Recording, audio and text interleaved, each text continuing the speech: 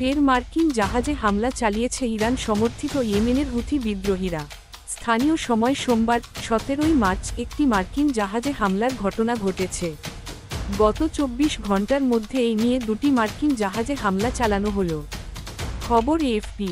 Houthi সংগঠনের এক মুখপাত্র জানিয়েছেন, লোহিত সাগরে গত 24 ঘন্টার মধ্যে দ্বিতীয়বারের মতো হুথি যোদ্ধারা ক্ষেপণাস্ত্র এবং ড্রোন দিয়ে যুক্তরাষ্ট্রের বিমানবাহী রণতরী ইউএসএস হ্যারি এস ট্রুম্যান এবং এর যুদ্ধজাহাজে হামলা চালিয়েছে। এর আগে ইয়েমেনে যুক্তরাষ্ট্রের বিমান হামলায় অন্তত 53 জন নিহত হয়েছে। এসব হামলার পর হুথি সংগঠনের পক্ষ থেকে বলা হয়েছে, মার্কিন হামলার জবাবে বড় ধরনের প্রতিশোধ নেবে তারা। হুথি পরিচালিত স্বাস্থ্য মন্ত্রণালয়ের মুখপাত্র আনিস আশবাহি রোববার 16 মার্চ নিশ্চিত করেছেন, গত শনিবারের হামলায় মৃতের সংখ্যা বেড়ে 53 জনে দাঁড়িয়েছে। নিহতদের মধ্যে 5 শিশু ও 2 নারী রয়েছেন। হামলায় আহত হয়েছেন আরও 98 জন।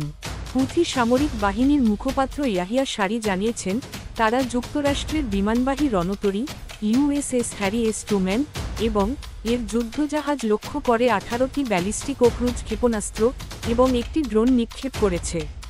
তবে যুক্তরাষ্ট্র এখনও হুথিদের এই দাবি নিয়ে কোনো মন্তব্য করেনি।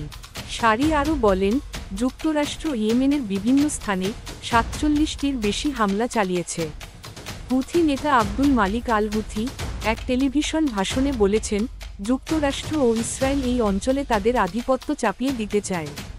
আমরা ক্ষেপণাস্ত্র হামলার মাধ্যমে তাদের বিরুদ্ধে প্রতিশোধ নেব এবং তাদের যুদ্ধজাহাজকে লক্ষ্যবস্তু করব।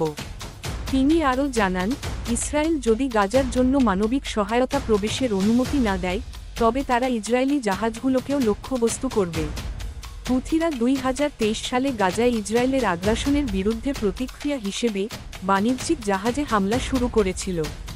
তারা রোববার জানিয়েছে, আমাদের সামুদ্রিক অভিযান চলবে যতক্ষণ না গাজার অবরোধ প্রত্যাহার করা হয় এবং সহায়তা প্রবেশের অনুমতি দেওয়া হয়।